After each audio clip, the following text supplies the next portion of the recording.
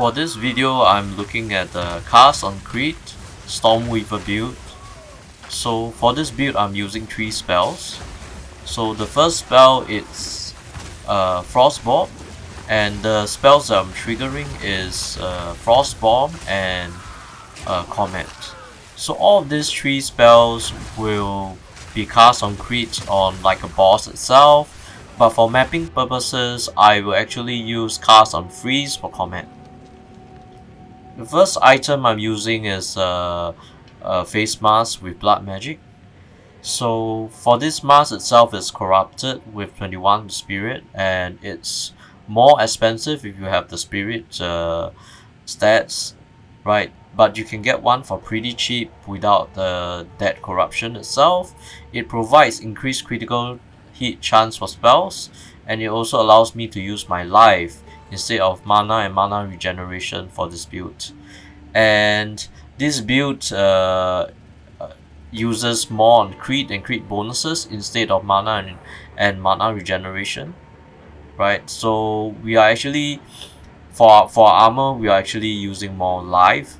So we are actually looking at the increased maximum life stat, we are looking at the increased amount of spirit, we are looking at life regeneration per second, and all of this are actually pretty important. Right? You might also want to get a reduced amount of attributes for the armor itself. So for our focus, we are looking at increased spell damage per 10 spirit. So we do have 427 spirit, so that adds up to approximately 500 plus increased spell damage in total, and that's just pretty awesome because we are using our spirit to reserve spell buffs, and we are also getting a huge amount of spirit and spell damage. Right, for our scepter, we are using one with a high amount of spirit. We are also using one with malice itself, which actually increases our base critical hit chance. That allows us to actually do 100%, increases our critical hit chance to around 100%, right? So what we want is also maybe stats, and maybe like minions have 50% max life. We do use a skeleton root, which is our tank, or we can also use it for spirit offering. For amulet, we will be using +3 to level of all projectile skills, right?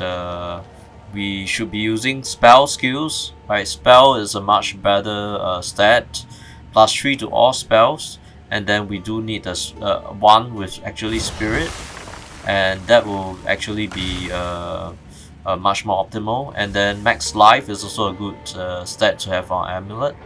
For rings, we will go for increased crit chance of spells, increased spell damage bonus, right?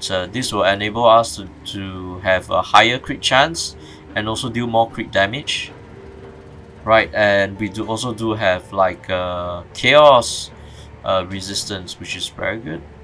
And with our belt, we actually have all of the bonuses times around 1.73. All of the bonuses of our rings times 1.73, which is actually a lot of bonuses. And because we use our life regeneration instead of mana regen and mana, we are able to cast our spells without mana regeneration and without maximum mana. Next item we are looking at is our rare boots in general. So our rare boots, we will be looking at increased amount of movement speed and increased amount of resistance, right? So increase for our gloves is the same thing. We will be going for resistance, max life. No, mana is not needed, but I do have a glove lying around, so I just use it. And another stat is damage penetrates cold resistance, which is also pretty important. Right now we will be looking at our stats in general, right? So for our stats in general, I am looking at close to max elemental resistance. Maybe I'm just one off my lightning resist, high chaos resist, We do have lower maximum life, but because this build freezes all of our enemies, we don't really need a lot of defensive stats. And we do also use our flask to actually regen life, so we do not need a lot of maximum stats in general.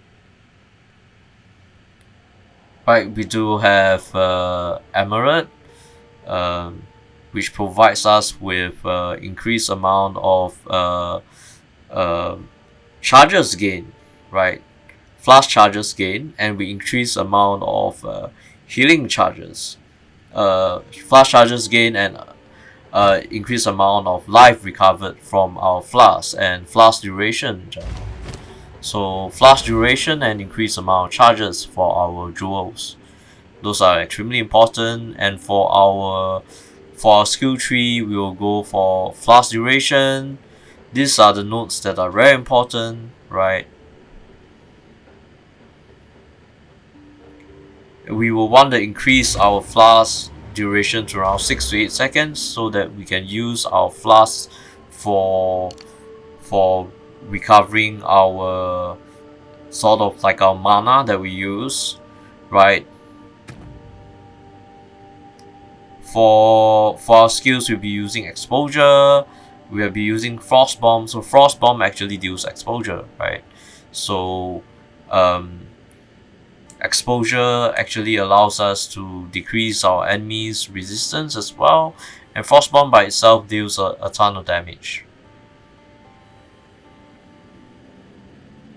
There's a pause, there's an explosion as well, so there's a duration.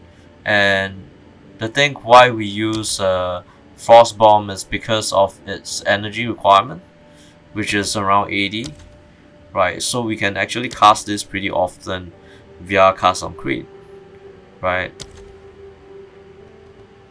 And we do have cast on freeze as well, which is 300, that requires 300 max energy.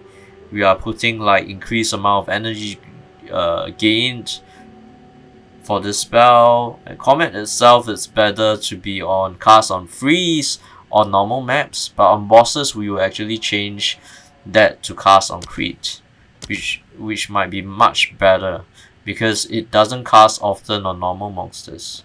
Our total crit chance is around 74%, so that increases with Malice itself, which actually increases our base crit chance, and it's kind of like a curse which allows monsters to take more crit damage from us.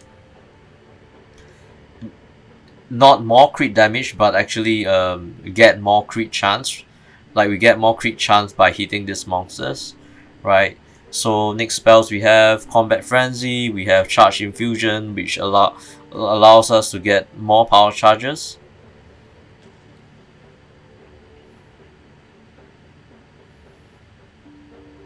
And we do have Soul Offering, we do have Arctic Armor as well, right? So Arctic Armor is just a buff that we can get, right? And it also freezes our enemies.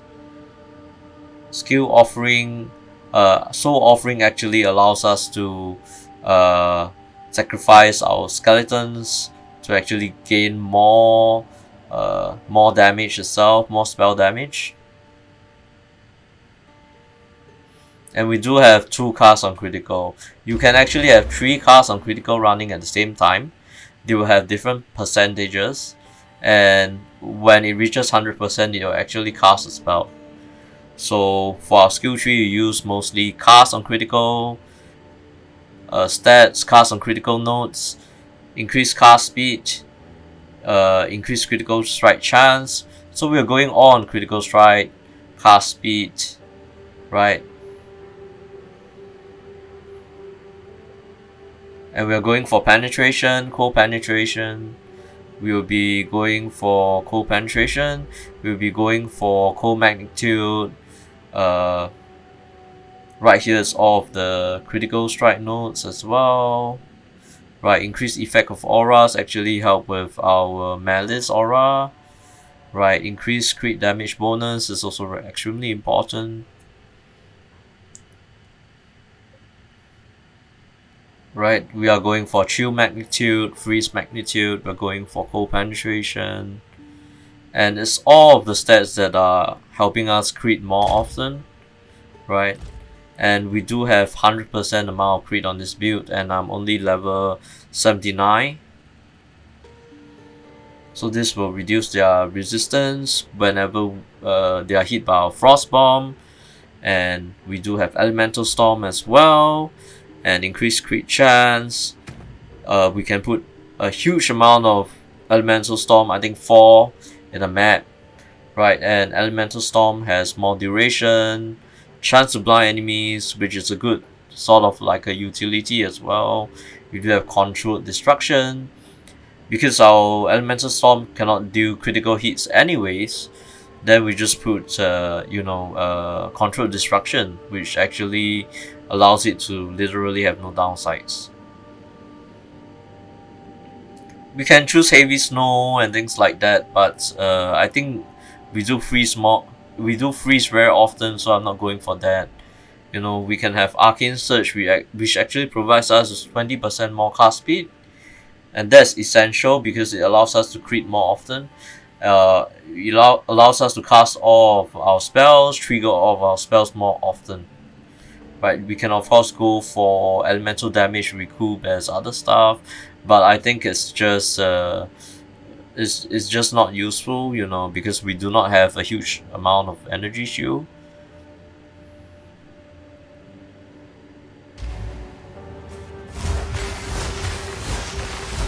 Yeah, and for our frostbolt, we will want to increase its projectiles to 3, be it scattering shot or something. Increase projectile to 3, and then it will hit more enemies. It is slow. We can increase projectile speed as well, but frostbolt actually reaches the close to the end of the screen usually, so we can actually pre-cast it while we move along with it. That provides us with like some sort of defense, right? And then it freezes monsters, comet comes down because we freeze monsters, and this allows us to actually cast frost bomb as well and elemental storm. So the whole map is sort of like frozen, and we are actually dealing a ton of like damage because our enemies are frozen, and we have our life blast constantly up, so we can keep dealing damage, keep regenerating life, and we can actually keep casting our spells, right? So that just deals a ton of damage. Like for now, we are using comet on our cast on freeze. If we are going to boss arena, we can actually change it to cast on crit itself, right?